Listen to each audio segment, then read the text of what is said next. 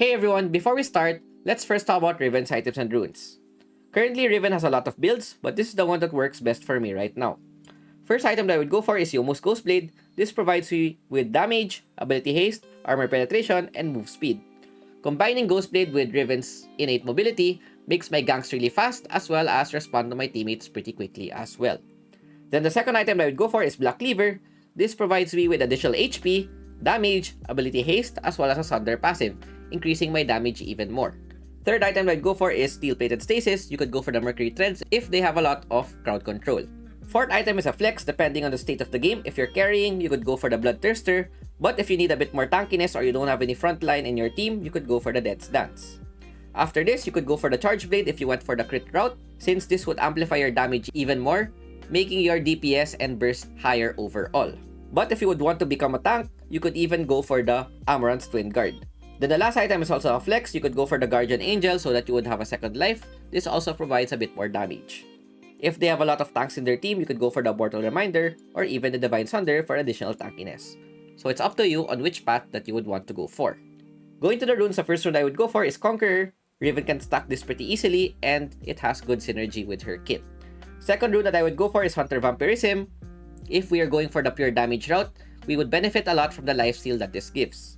An alternative rune that we could go for is Triumph if we would want to increase our damage a bit when opponents are low on HP. Personally, I would go for Vampirism since this has a lot more use, especially in team fights. Third rune I would go for is Hunter Titan. If they don't have much CC, you could even go for the Nullifying Orb or even Ultimate Shield for the additional tankiness. Last rune that I would go for is Pathfinder. This would make my move speed even higher, but an alternative that you could go for is Hunter Genius if you would want more crowd control, or even Mastermind if you know that you would win the early game. And that is it for Riven's items and runes, and I will see you guys in game.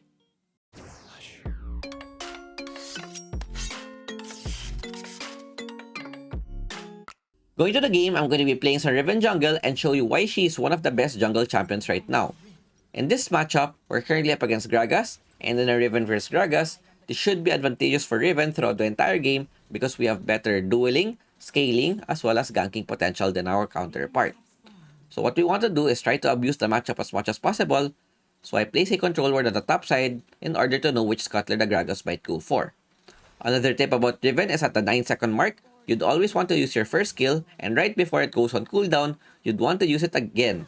That way, when starting your first camp, you would immediately have 3 stacks on your passive and your first skill would almost be off cooldown, making your first camp clear a lot faster. The clear that I'm doing is the red side clear, where I go for my Krugs, Red, Raptors, and Flex, depending on what would happen around the map. As you can see, I'm able to clear my Krugs without even using my first smite. That way, I would still have 2 stacks on my smite.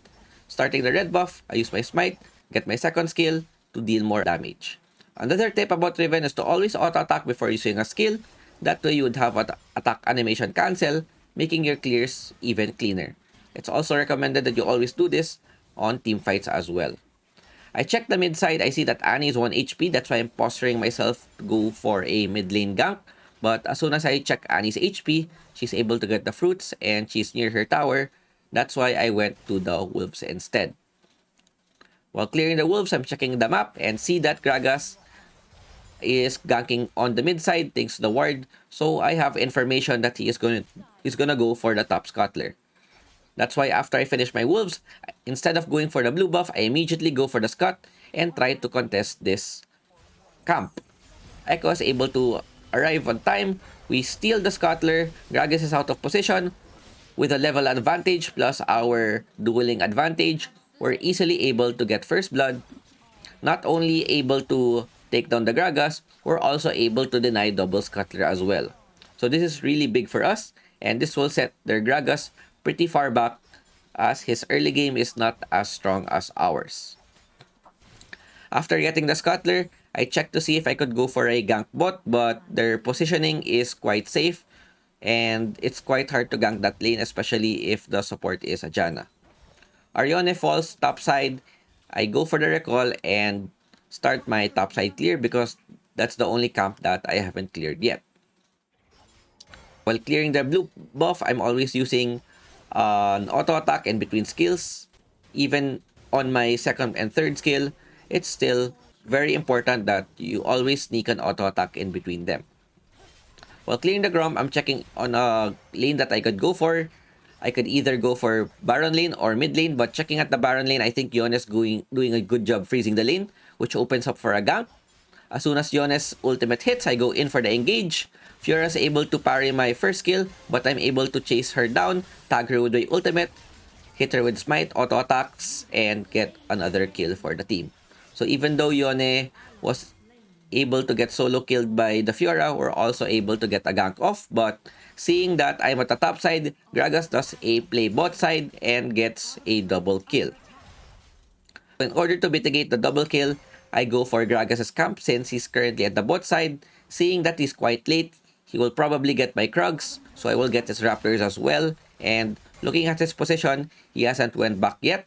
And knowing that my red buff is up, his red buff should be also up. And I see that Gragas is probably going for my own red or Raptors as well, so I proceed to get his red. That way, when Gragas recalls or tries to clear his top side, he would have no more camps to clear and I would still have my red buff. Gragas goes for another gank mid. Echo is out of position. I immediately try to respond. Look for an opening. See that Annie has no more mana. Try to punish her with auto attacks. My ultimate goes off cooldown just on time and we're able to execute Annie, getting a 1-for-1 exchange overall. Really good early game, 3-0, and I'm able to complete my Black Cleaver at the 4-minute mark, plus get Berk Threads as well.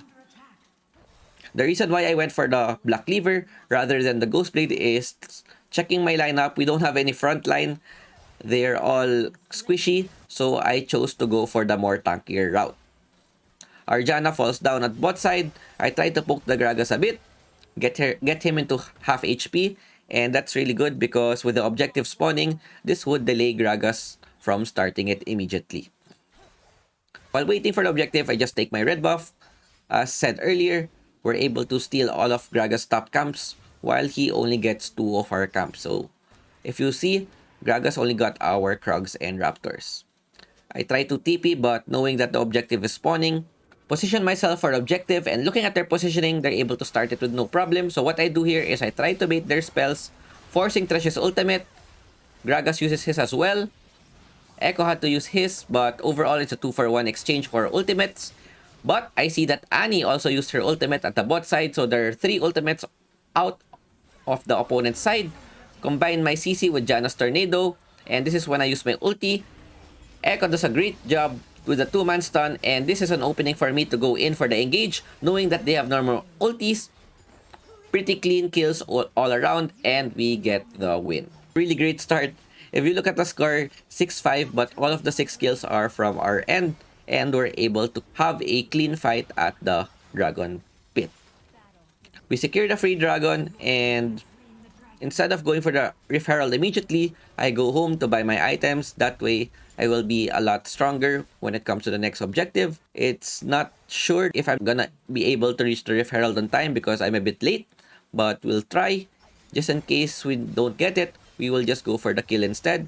I went for the blue buff instead of going for the Rift Herald because my team is a bit behind, and as soon as they arrive, I start the Rift Herald, look for a play, see that Thresh is overextended, Echo gets a good stun onto the support, go into their backline, and having a lot of items earlier, we're able to punish the Fiora, get another kill, think about diving the Gragas, but since he's at the tower, I play it a bit safe and go for the Rift Herald instead.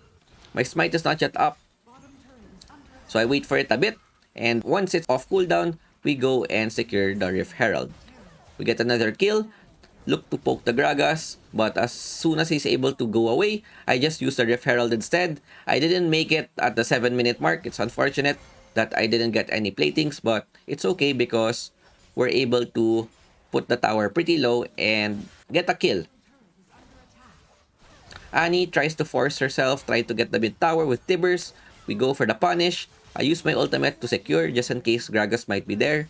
And we go and get another kill.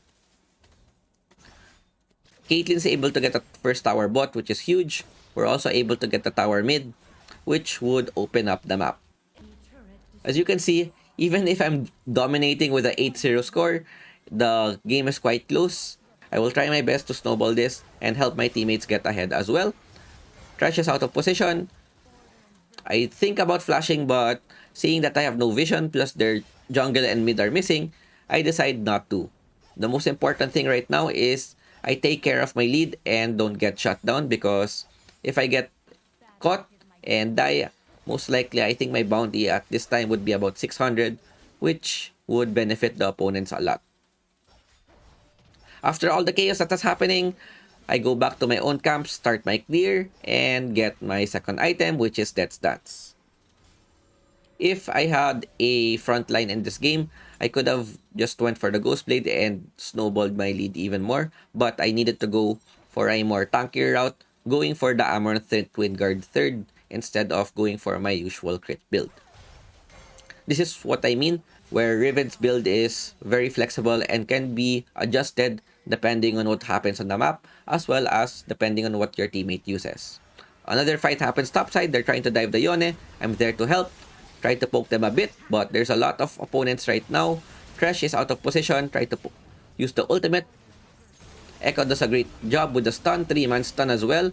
I do a 3-man stun, but I immediately flash out just in case a burst might arrive, since Fiora tagged her ultimate. Place a ward so that we could punish the opponents and kite the opponents a bit. Looking at the positioning, we're only 3 there while the whole team is there. I just bought some time because Janna and Caitlyn are able to take the bot tower. I played it very safe because if I overextend myself, they have a lot of crowd control, and here it's a 2v2, so I'm quite confident that we will be able to win that. Yona does a perfect combo with a 2-man stun, and we are able to take down their Fiora. Thresh arrives, I'm able to wall hop and escape pretty cleanly. Take my camps, recall, buy my third item, and this item would make me a lot more tankier during team fights, and as a solo frontliner, this would help me survive more. Clearing my bot camps while waiting for the dragon to spawn, I check the map on any possible ganks that they might do. Echo is quite overextended, so I try to help him or even catch the opponents if they're not in position. Fiora is able to put a ward, spots our positioning, but it's okay. We have the tempo advantage and we're able to position ourselves onto the dragon pretty cleanly. Caitlyn puts a lot of traps, so the opponents would not be able to contest. And even though Trash gets a hook, his teammates are not in position, so we go and immediately start the objective. Gragas goes for the trade, and I think at this point, Herald is not that important. Dragon is a lot more important, especially with the second dragon, we're able to threaten the third dragon. Fiora goes for a push bot, takes down our tower. Our teammates go and fight the top side. Currently, I'm having a 1v1 with the Fiora. And since I'm 9-0, I should have the advantage. Dodge the parry. We chase her down with my first kill, but she's quite fast. I know that her teammates are at the top side, but as soon as I see her flash, that should be worth it because my ultimate ran out and I go invade Gragas' jungle instead. My team loses a topside fight, but Caitlyn is able to push their mid lane, so we're able to get a trade overall, plus I'm able to steal Gragas' camps. Looking at what's happening on the map, we wouldn't be able to do much, so I just go back, take the scuttler, and would most likely farm my own camps. Caitlyn randomly decided to steal my scut, but it's okay since I'm quite fed, and at this point I would need to give gold to my teammates so that they would be able to catch up. Still a pretty close game even though I'm able to snowball 12-11. I have 9 kills. Caitlyn steals my red buff as well. He doesn't know about buff sharing for some reason, and she's 0-2-0. Don't know why she tried to get the red, but you know, as much as possible, the most important thing that could happen is that I shouldn't get tilted, because the moment I get tilted, I die. This would give the opponents to just win the game. Arjana falls topside and I position myself to take the top tower. Even though Gragas is at the bot side, looking to clear my camps, but as soon as the opponents overextend, I go for the engage instead. Look for the Kai'Sa. Annie gets her Tibbers onto me, but with the Twin Guard, I'm getting pretty tanky, and they're not able to deal much damage. But I'm not able to initiate as well because they have a lot of crowd control. So we get out-positioned. Gragas is able to use Rift Herald to get our bot tower, and I wait for an opportunity to fight. As soon as Kai'Sa is overextended, Yone with a great follow-up with the ultimate. We get 2 kills and we get our team ahead. My Twin Guard procs, easy dive onto the tower, and we give Caitlyn a triple kill. This opens up Baron as well, and this is the chance to get a huge lead over the opponents. Place a control ward for safety just in case they might go for the steal. Their jungle is still up, so that's the only thing I'm worried about. Hopefully they try to zone the opponent, but as soon as I see that they're not doing it, I go for the zoning myself. Echo goes in for the follow-up, and I know that I have my teammates there. Try to take down the Annie, but she has Prota Belt. And go back to the Baron. Echo's doing a good job zoning the Gragas, and I'm able to secure the Baron before Gragas is able to arrive. Echo's able to get a kill, but he's out of position. Most likely he will fall down, and interestingly enough, their Gragas is quite fed. Currently unstoppable, but we should have more gold than our jungle counterpart.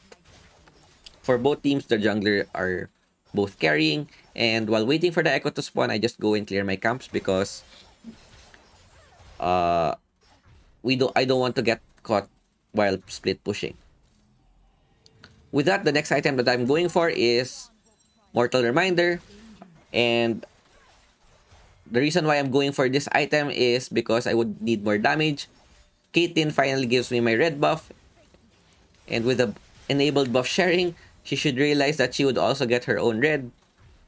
Seeing that my mortal is up, ping it so that I would be able to get it, and as soon as Echo spawns, this is the window for us to start the split push. 16-13, Caitlyn out of position, lives with 1 HP, which is very important because the third dragon is spawning at 44 seconds, and if we're able to get this dragon, this would almost guarantee us a win because 3 dragons are very OP right now. We position ourselves in case someone wants to face check. With 30 seconds before the objective spawns, it's gonna still take quite some time, but I just want to position myself just in case. Our Echo randomly face checks the left side and see that the opponents are there. And since they're out of position, we can either go for a mid lane push or just take the objective instead. Ping the Caitlyn to go back. The opponents are out of position, and we can immediately start this objective on time. Caitlyn and Echo are able to take down their jungler, so this should be a free objective, giving us the 3 dragon buff. At this point, we're quite strong, even though the kills are quite close. Our Caitlyn falls down, overall a 1-for-1, look for an opportunity, go in for the Q flash, get a 3-man stun, plus Yone's ultimate, and give a triple kill on our teammate, have our Amaranth Twin Guard proc, and become very tanky as well. So far, the best thing that has happened in this game is my synergy with Yone is quite good because he's always able to follow up on my engages, and this should be the GG push with 4 members down and the only one defending is Thresh. We get the ace, their nexus is open, and we're able to close out the game. Hopefully in this tutorial you're able to see Riven's potential. I'm able to tank, engage, DPS, basically do everything in order to carry my team. 63%, we get MVP. Props to the Yone and Echo, they're able to do well with 19k and 16k respectively. Looking at my damage dealt and damage taken, perfect score 10-0-7, and I hope you guys enjoyed our Riven tutorial. Peace out. Ciao, ciao. I'm finally facing it all, fearless.